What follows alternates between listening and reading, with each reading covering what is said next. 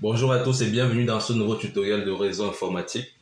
Aujourd'hui, nous allons travailler sur la manipulation des fichiers avec PowerShell.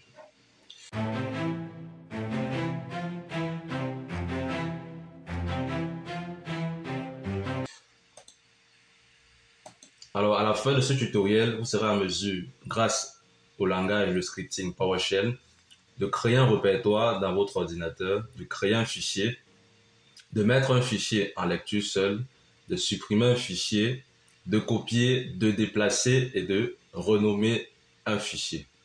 Alors, sans toutefois tarder, top, c'est parti.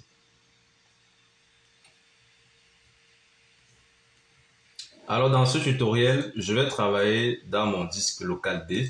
Donc, je l'ouvre ici et vous vérifiez bien qu'il n'y a rien comme dossier, c'est-à-dire répertoire ni fichier.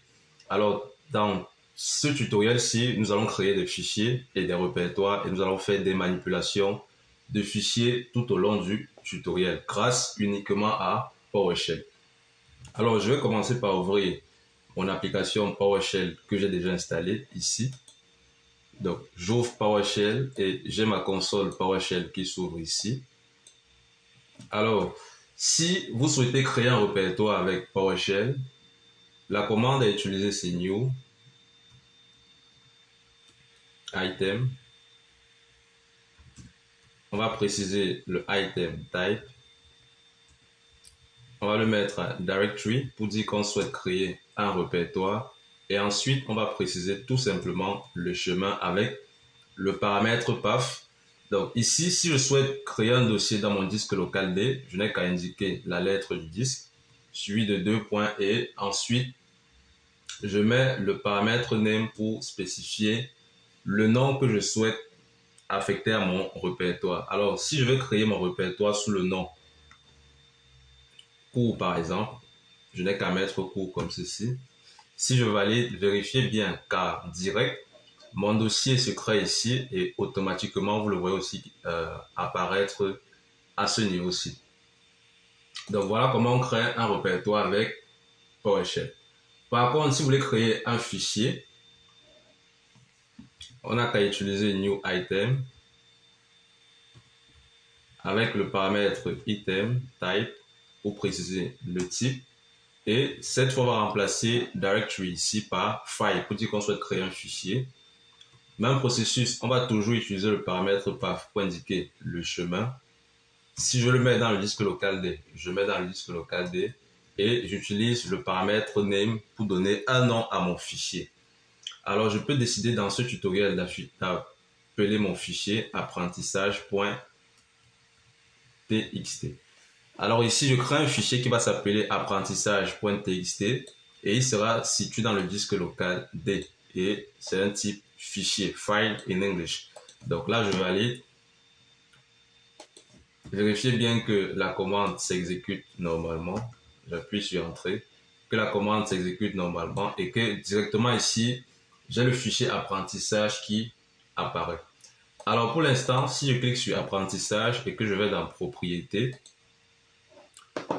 vous allez voir qu'ici, j'ai des attributs que je peux donner à mon fichier, parmi lesquels mettre le fichier en lecture seul, donc il ne sera pas possible de modifier le fichier, et également mettre le fichier en fichier caché. Alors dans ce tutoriel, on va essayer de mettre ce fichier apprentissage en lecture seule. En mode graphique, je n'ai qu'à cliquer ici, mais on va le faire grâce à PowerShell. Donc, je fais OK comme ça, je laisse, et ensuite je reviens dans ma console PowerShell ici. Alors, comment mettre le fichier en lecture seul? On va utiliser set item property pour dire qu'on souhaite modifier les propriétés d'un fichier. On va utiliser le paramètre path pour indiquer où est-ce qu'il se situe. Alors, mon fichier apprentissage ici se situe dans le disque local D. Je mets D. Et il s'appelle apprentissage. J'indique donc le nom du fichier apprentissage.txt. Je viens de localiser le fichier. Et je vais donc utiliser is read only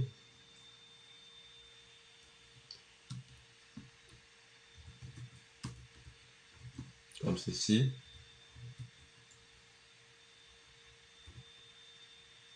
Read only là.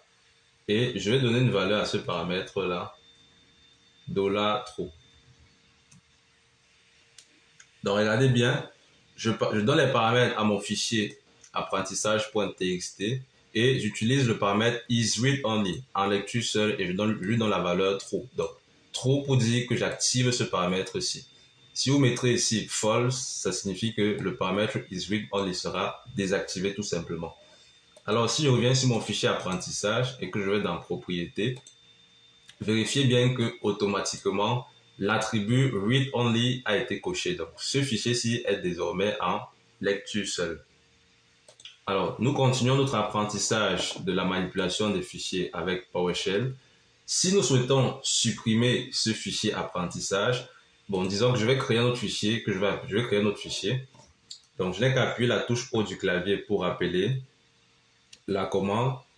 Ici, je vais créer un autre fichier que je vais appeler apprentissage 2. Donc, la commande, c'est new item, item type, file, path. Vous mettez le nom du disque, le nom apprentissage 2.txt. Je valide ici, il n'y a pas de souci. Ça, vous savez déjà le faire.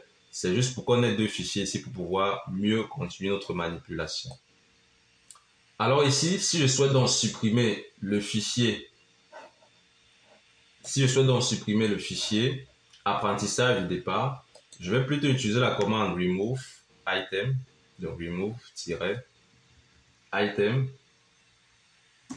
et je vais tout simplement utiliser le paramètre path pour indiquer où se situe le fichier que je souhaite supprimer.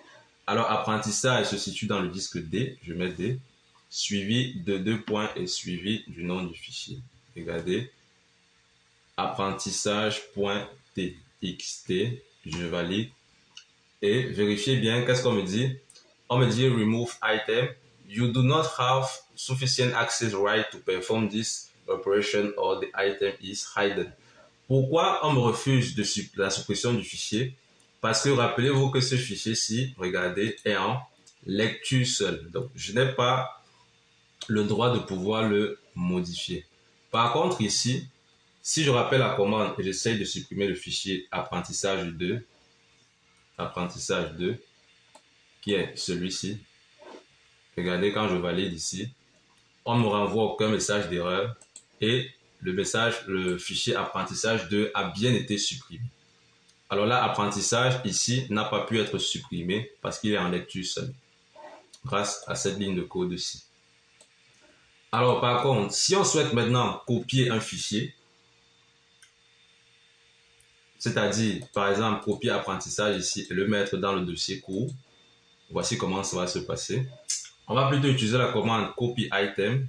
Donc, pour dire je souhaite copier. Donc, je vais dire copy item. Je vais indiquer où se situe le fichier que je souhaite copier. Le fichier s'appelle apprentissage.txt. Il est situé dans le disque local D. Je vais donc mettre espace et je vais utiliser le paramètre destination comme ceci pour dire où est-ce que je souhaite le copier. Donc, ici, je dis copie-moi le fichier apprentissage.txt qui se situe dans le disque local D, c'est bien ce qui est là, et mets-le où, je mets dans la destination ici, je peux dire mets-le dans le disque local D, comme ceci. D, comme ceci. Regardez si je valide, qu'est-ce qu'on dit? Copy item cannot override the item d'apprentissage txt with itself parce que le fichier existe déjà. Donc si je rappelle la commande ici et que je donne un autre nom, par exemple ok.txt et que je valide, regardez bien, le fichier ok se situe ici et vérifiez bien qu'il va contenir tout ce que apprentissage connaît ici. Donc je viens de copier le fichier apprentissage vers un fichier que j'ai appelé plutôt ok.txt.